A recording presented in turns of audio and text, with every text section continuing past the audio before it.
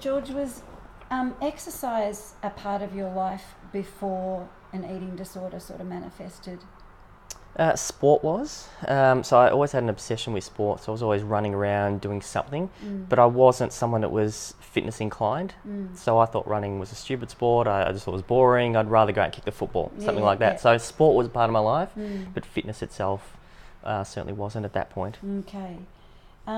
So when the sort of disordered thoughts around food, Sure. exercise and eating occurred, what role did you think excessive exercise play in maintaining those behaviours?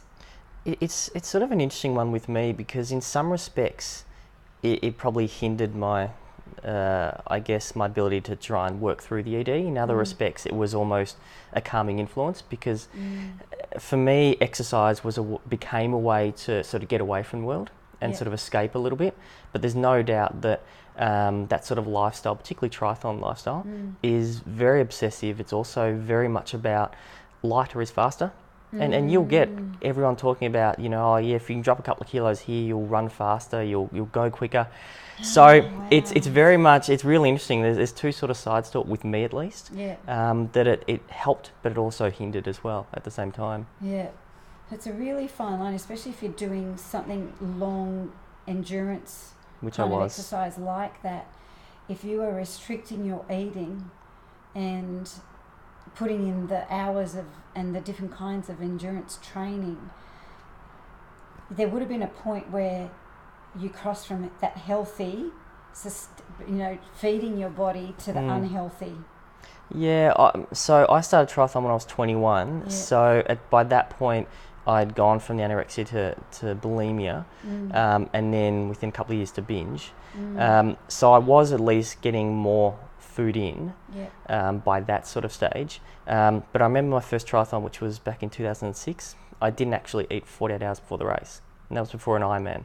Wow. So, and that wasn't necessarily on purpose. So what actually happened was in the sort of couple of weeks leading up to it, I wanted to just sort of eat healthy and eat well.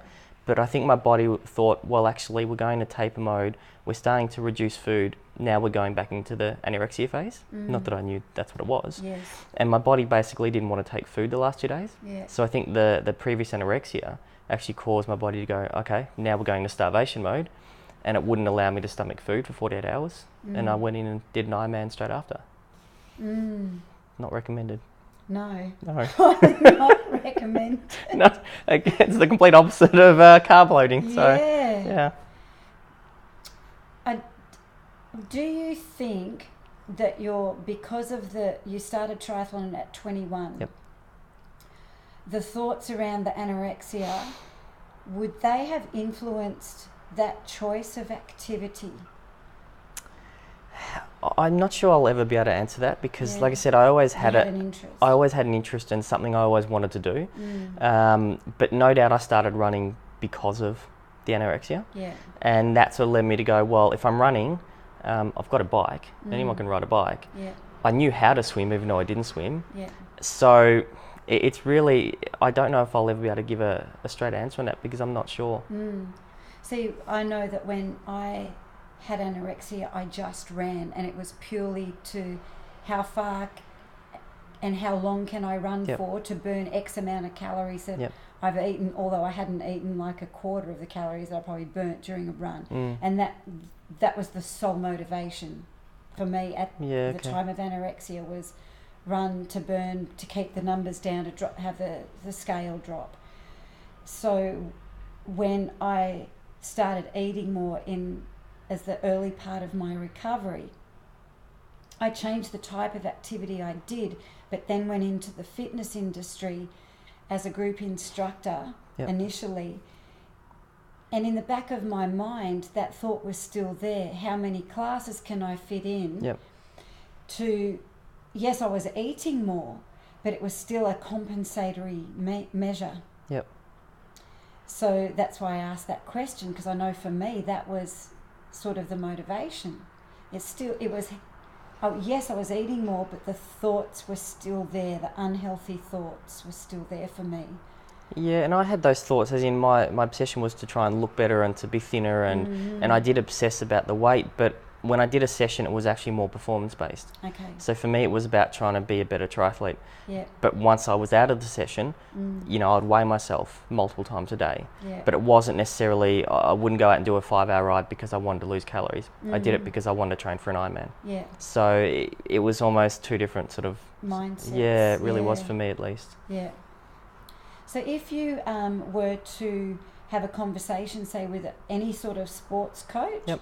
or a fitness professional, what recommendations would you give them, or what tips would you give them to look out for their athletes and their clients?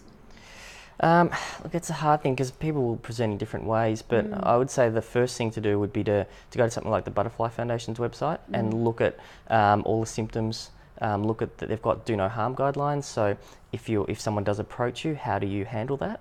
So you can better be sort of educated on if someone is going to approach you, just to try and be a supportive, you know, influence in their life, and be someone that they feel comfortable enough approaching.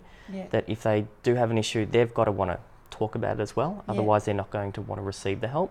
Yeah. So to be someone that they trust and respect enough to come to. Yeah. I think also just look out for little things like obsession with obviously weight and whether or not that's performance based, or, you know, there's an inkling there if that's something more than that.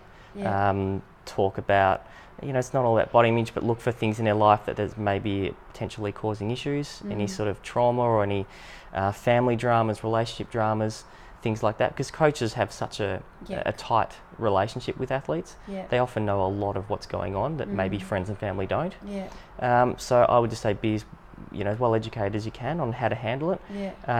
And just be someone that that the athlete feels like they can actually go to and be open with. I've heard that some coaches, and there was no names mentioned, Sure.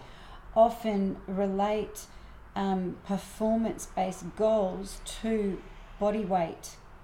Oh, absolutely. And their practices of like public weighing or body fat measures in front of the rest of the team. That's a horrible thing and shouldn't be done. Yeah. So do you suggest or think that's a good idea for coaches and say fitness professionals to be educated around the practices that could Yeah, absolutely. cause more harm than no harm? Well, exactly right. I mean, things like, and that's why there are resources out there, whether things like what you're doing or Butterfly or other organisations to help sort of educate coaches. And I know what you're doing is going to be, I think, a really important resource to teach coaches what to do and what not to do. Yeah. Even the language. Well, yeah, What even to say and what not to say, the words that you choose. Yeah, it can have a profound effect on someone that is either going through an ED if you don't know it, or maybe potentially on the cusp. But, you know, people don't need to be almost body shamed in front of their peers. I've personally never had a coach, you know, think along those lines or treat me that way. So I was okay. Yeah. But I've heard of elite coaches in various institute of sports that were talking to Olympic athletes about, well, you're fat, and their body fat percentage was just insanely low. Yeah.